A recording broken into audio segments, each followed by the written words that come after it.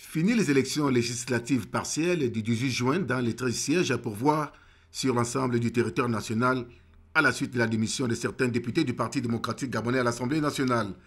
Au terme de ce scrutin, le premier ministre chef du gouvernement, le professeur Daniel Onaondo, tire les premiers enseignements.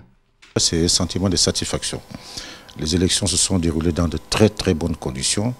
Vous savez que ces élections législatives viennent avant les élections présidentielles, donc c'est un test grandeur nature. Donc nous sommes heureux que la démocratie s'encadre bien dans notre pays.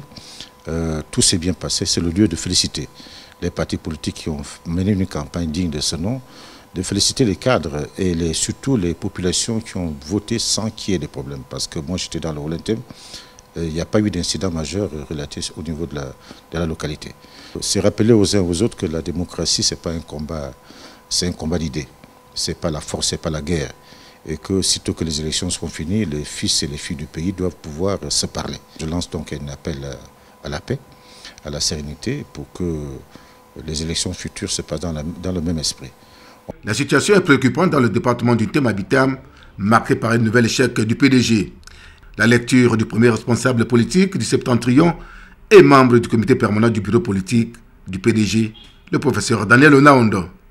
C'est vrai qu'on a eu déjà un échec aux législatives à Abitam, au centre à la ville. On a eu maintenant un deuxième échec. Et il y a eu le précédent du conseil départemental où le PDG avait la majorité mais qui a perdu le siège de président du conseil départemental. Je crois que c'est surtout un problème d'état-major. Il appartient aux états-majors du PDG de tirer toutes les conséquences. En attendant la validation et la confirmation des résultats par la Cour constitutionnelle, le Parti démocratique gabonais, première force politique sur l'échiquier national, obtient 9 députés sur 13.